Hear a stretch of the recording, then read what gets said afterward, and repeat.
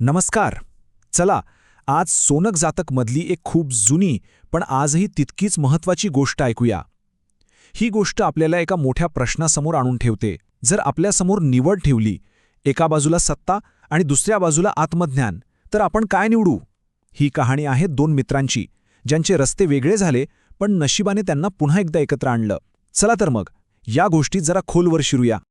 जरा विचार करा, जर आपल्याला पर्याय दिला गेला की एका बाजूला संपूर्ण राज्याचं सुख, वैभव, सत्ता आहे आणि दुसऱ्या बाजूला या सगळ्याचा त्याग करून मिळणारी मनःशांती आहे, काय निवडाल? ही निवड वाटते तितकी सोपी आहे का? याच प्रश्नाभोवती ही संपूर्ण कथा फिरते. तर ही गोष्ट सुरू होते दोन जिवलग मित्रांपासून. त्यांचं बालपण अगदी एकत्र गेलं, पण जसजसे ते मोठे झाले त्यांचे मार्ग पूर्णपणे वेगळे झाले. एकाने राज्याचा मुकुट निवडला तर दुसऱ्याने निवडला त्यागाचा मार्ग. एक होता राजकुमार अरिंदम, मगध राज्याचा वारस, आणि दुसरा होता त्याचा मित्र सोनक, जो राजपुरोहिताचा मुलगा होता. त्यांची मैत्री इतकी घट्ट होती आणि ते दिसायला इतके सारखे होते की लोकांना अनेकदा कळायचंच नाही की नक्की कोण राजकुमार आहे आणि कोण त्याचा मित्र. त्यांचं नातं अतूट वाटत होतं. पण म्हणतात ना, नशिबाचे संकेत कधीकधी अगदी छोट्याशा गोष्टीतून मिळतात. एकदा जेवताना अरिंदमला राजपदाचं प्रतीक असलेलं पांढरं आसन मिळालं आणि सोनकला मिळालं साधूंच्या वस्त्राचं प्रतीक असलेलं लाल आसन. हा फक्त एक योगायोग नव्हता, आणि सोनकने तर भविष्याचा हा संकेत लगेचच ओळखला होता. आणि झालंही तसंच. काही काळानंतर जेव्हा ते बनारसला पोचले, तेव्हा तिथल्या राजाचं निधन झालं होतं आणि राज्याला कोणी वारसही नव्हता. तेव्हा तिथल्या राजपुरोहिताने अरिंदमला शोधून काढलं आणि त्याला बनारसचं सिंहासन देऊ केलं. म्हणजे अरिंदमच्या नशिबात राजा होणं लिहिलेलंच होतं. आणि आता नियतीचा खेळ बघा. ज्या क्षणी अरिंदम राजा बनत होता, त्याच वेळी त्याचा मित्र सोनक एका झाडाखाली बसला होता. त्याने एक सुकलेलं पान जमिनीवर पडताना पाहिलं आणि त्याला जीवनाच्या नश्वरतेचा साक्षात्कार झाला. एका सुकलेल्या पानात त्याला संपूर्ण जीवनाचं सार दिसलं. त्याच क्षणी त्याने त्यागाचा मार्ग स्वीकारला. आता गोष्ट थोडी पुढे सरकते, थेट राजा अरिंदमच्या आयुष्यात. अनेक दशकं वैभवात, ऐश्वारामात गेल्यानंतर त्याला अचानक आठवण येते आपल्या त्या जुन्या मित्राची, सोनकची. 50 वर्ष खूप मोठा काळ असतो नाही का? राज्याच्या वैभवात पहिली 40 वर्ष तर राजाला मित्राची आठवणही आली नाही. पण जेव्हा आठवण आली तेव्हा ती इतकी तीव्र होती की राजा अस्वस्थ झाला. ही तळमळ इतकी वाढली की त्याने आपल्या मित्राला शोधण्यासाठी संपूर्ण राज्यात जवंडी पिटवली. ही तळमळ इतकी वाढली की राजानं एक गाणंच रचलं आणि ते संपूर्ण राज्यात गायलं जाऊ लागलं. हे गाणं म्हणजे त्याच्या मनातला आरडाओरडा होता. मित्राला भेटण्याची तीव्र इच्छा यातून स्पष्ट दिसते, आणि हेच गाणं त्यांच्या पुनर्मिलनाचं कारण ठरलं. आणि मग तो दिवस उजाडला. अखेर त्यांची भेट झाली. पण या भेटीत दोन मित्रांचं नाही तर दोन वेगळ्या विचारसरणींचं मिलन झालं. एका बाजूला होती राजाची भौतिक संपत्ती आणि दुसऱ्या बाजूला होती साधूची आध्यात्मिक संपत्ती. जेव्हा राजाने सोनकला पाहिलं तेव्हा त्याला धक्काच बसला.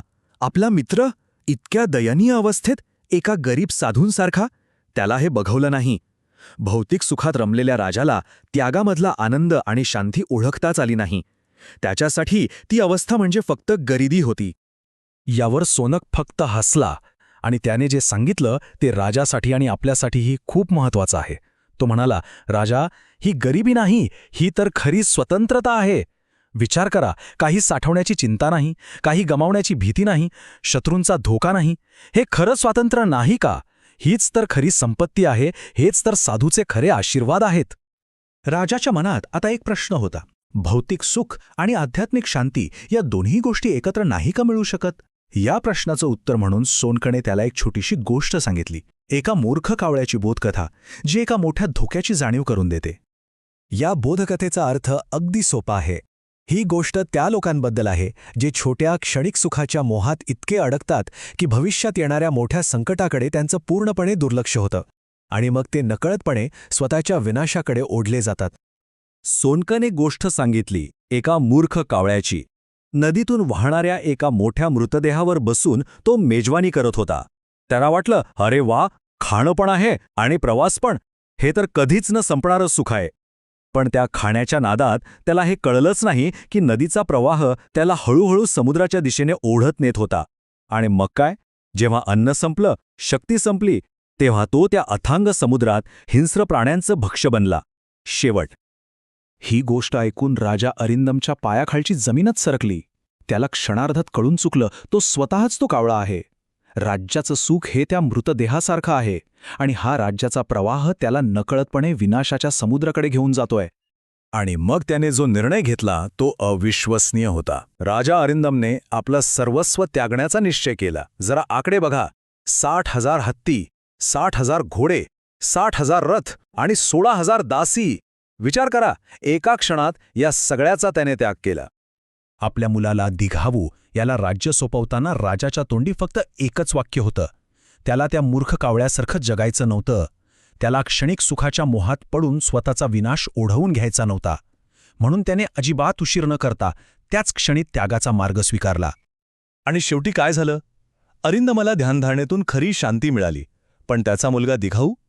तो पुन्हा त्याच ऐहिक सुखांमध्ये रमून गेला ज्याचा त्याच्या वडिलांनी नुकताच त्याग केला होता. बघा, पिढ्यांचं चक्र कसं फिरतं.